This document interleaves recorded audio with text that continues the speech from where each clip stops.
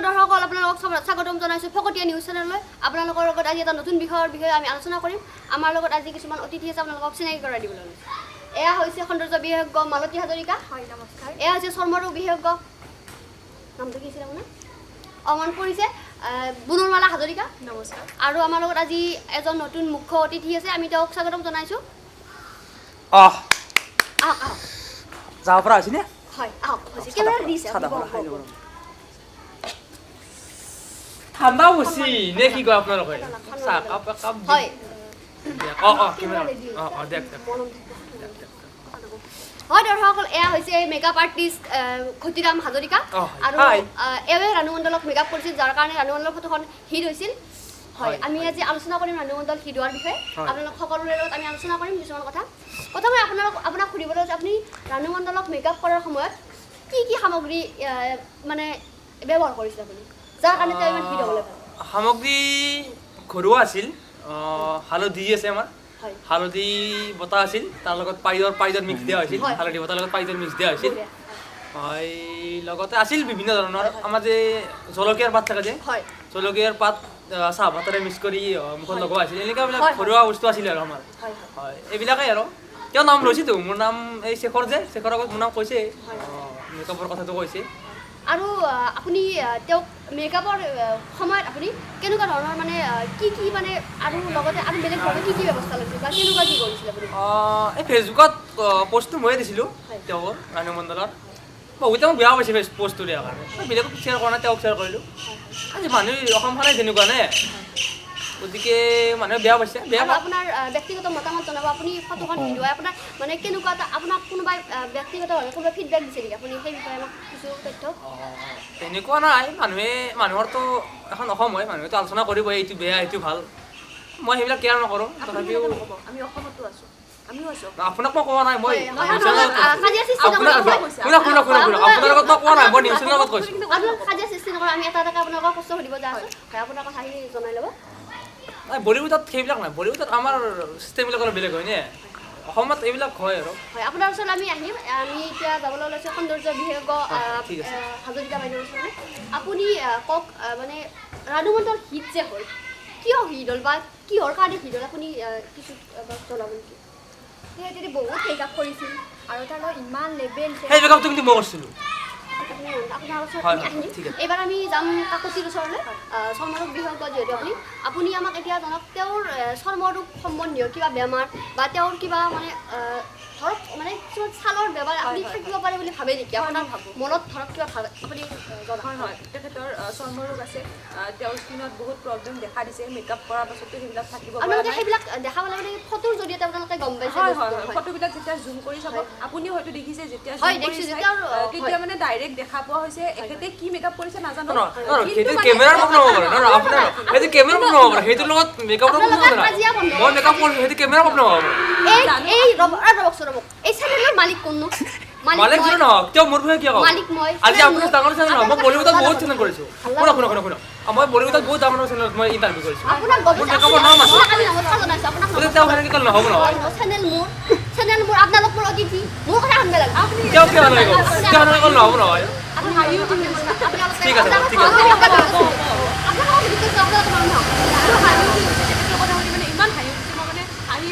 এনেকুৱা মানুহ কিয় মাতে এই মিডিয়াৰ মাতে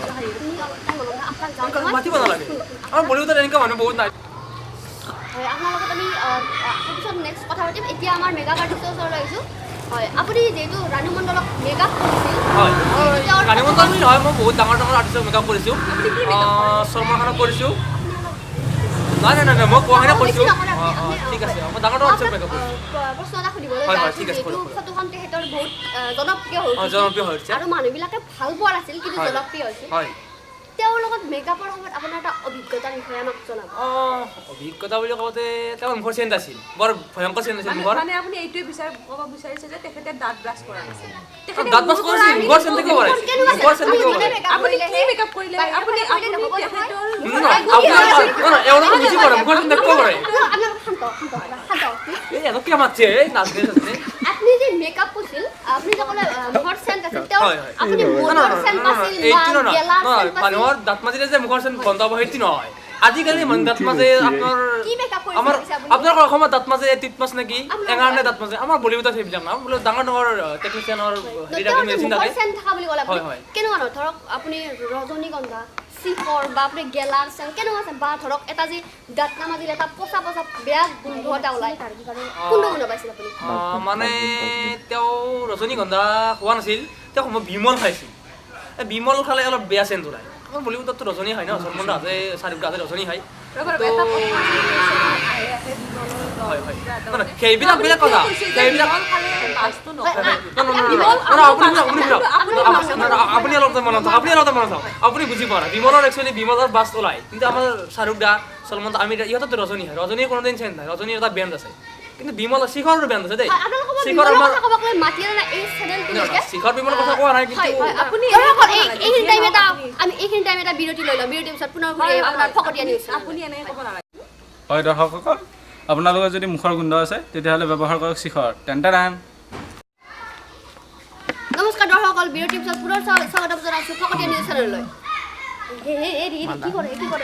কি কৰে নাই ৰ'ব চাদাটো জুতি আৰু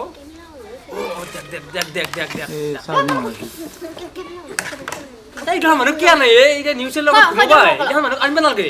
চাদাৰ বাস্তাছো দেখোন আমি শেষ কৰিব বিচাৰোঁ হয় দৰ্শকসকল আমি এটা বিশেষ টপিকৰ ওপৰত আলোচনা কৰিছিলোঁ ৰাণু মণ্ডল কিয় হিট হ'ল আৰু কেনেকৈ হ'ল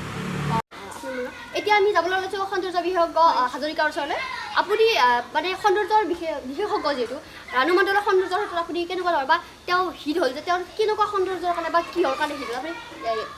নাই তেখেতৰ একদম চক্কা চকী দিছিল মেকআপ কৰোঁতে তাৰপিছত আপুনি মেকআপক কিয় গুৰুত্ব দি আছে মোৰ মেকআপৰ নাম আছে আমি বিশেষ আলোচনা এনেকৈ ক'লে মোৰ ইমেজটো বেয়া হয় ন মই বলিউডত বহুত কাম কৰিছোঁ চক্কা চকী দিছিল একদম মাথাটো খাই দিছে বাৰু প্লিজ আপোনাৰ মন হয় এই আপুনি কওক আপোনাৰ মেকআপটো একদম ভাল মানে ফুটি উঠা নাই মই নহ'লেতো মানে একদম বিখ্যাত হ'বই নোৱাৰিলে হয় আপুনি তেওঁ মানে আপুনি যদি মেকআপটো কৰিলে আপুনি কেনেকুৱা ধৰণৰ কৰিলে বা কি সামগ্ৰী আপুনি ব্যৱহাৰ কৰিলে হয় অনলাইনৰ পৰা আনিলোঁ হয় মই কিবা কিবি যেনেকুৱা ফাউণ্ডেশ্যন এইবোৰ আৰু ফাউণ্ডেশ্যন এইবিলাক আমি বুজি নাপাওঁ এইবিলাক একচুৱেলি মেকআপ নহয় মেকআপ জ্বলা হালধিৰ গুড়ি এইবিলাক সানি দিব ফাউণ্ডেশ্যন আমি বুজি নাপাওঁ আমি চমৰক বিহেগৰ ওচৰত লৈছোঁ আপুনি কোনে জানে ইমান পইচা দি কিনিব কৈছোঁ কিন্তু আমাৰ কাজিয়াৰ সৃষ্টি হ'ল যিদৰে ভালকৈ কথা পাতিব নাপালোঁ এতিয়া আপোনাৰ ওচৰত ঘূৰিছোঁ আপুনি বা ৰাণু মণ্ডলৰ সৌন্দৰ্যৰ বিষয়ে বা তেওঁৰ আপুনি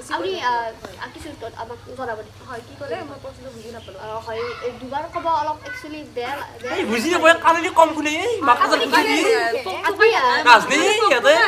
তেওঁৰ বেমাৰৰ পৰা আপুনি কৈছে যে তেওঁৰ কিবা কিবি বেমাৰ আছে বা কিবা তেওঁৰ বেমাৰটো আপুনি কেনেকুৱা ধৰণে বা কি কৰিলে তেওঁৰ বেমাৰখিনি ভাল হ'ব পাৰে বা তেওঁৰ গালৰ যেনেকুৱা হেৰি এইবিলাক মানে কেনেকৈ তেওঁ মানে এটা সুস্থ অৱস্থালৈ বা নেচাৰেল আপুনি বৰ বকে হাতাকে কওক মানে মই বহুতো ডক্টৰৰ আলোচনা কৰিলোঁ আৰু বিশেষজ্ঞৰ লগতো আলোচনা কৰিলোঁ তাৰপাছত মানে আলোচনা কৰাৰ পিছত এটাই উপায় ওলাইছে যে যিবিলাক এবছৰৰ তলত শিশু থাকে শিশুবিলাকৰ কিছুমান মানে শৌচ ওলায় ন এটা মানে য়েল্ল' কালাৰ ওলায় আৰু কিছুমান হোৱাইট কালাৰো ওলায় কিছুমান মানে শিশু আৰু যিবিলাক শিশুৰ মানে পেটটো ক্লিয়াৰ থাকে তাহাঁতে মাকৰ গাখীৰ খায় ন সেইবিলাকৰ মানে এটা পনীয়া টাইপ ওলায় সেইটো যদি আমি ৰাতিপুৱা হেৰি কৰোঁ গৰম পানীৰ লগত বইল কৰি কিনে ৰাতিপুৱা শুই উঠাৰ আগত তেখেতে মুখখন ধুই দিয়ে তেতিয়াহ'লে মানে মিক্স কৰি উঠি ধুই দিয়ে তাতে অলপমান নিমখ আৰু অলপমান চেনি এনেকৈ মিহল কৰি কিনে মানে গালত ফেচত মানে ফেচখন ধুই দিয়ে আৰু তেতিয়া নৰ্মেল মানুহে ইউজ কৰিব পাৰে হয় হয় নৰ্মেল মানুহে ইউজ কৰিব পাৰে নৰ্মেল মানুহে ইউজ কৰিলে তেতিয়াহ'লে হেৰি কৰিব লাগিব আপোনাৰ ওচৰত যাব আৰু লগতে যিহেতু দাঁতকেইটা ওলোৱা গতিকে ৰাতি শুতে এই গোবৰ যে গৰুৰ গোবৰ সেয়া যদি লেপ দি পেলাই লগাই থোৱা যায় কি এইটো মিছা কথা কৈছে মিছা কথা কৈছে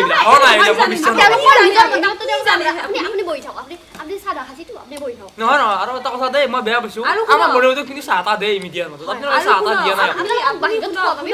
নহয় নহয় বাহিৰত এই যে আমি দেখা পাওঁ বলিউডত বঢ়িয়াকৈ চাহ এটা বঢ়িয়াকৈ খাই এনেকৈ ভাল লগা নাই দেই মানুহটো ভাল লগা নাই মোৰ আপোনাক দাদা বুলি সম্বোধন কৰিছোঁ শুনক আপুনি চাগে 10 দিনমান গা ধোৱা নাই আপোনাৰ স্মেল ইয়ালৈ আহিছে আৰু আপুনি মেকআপ কৰিব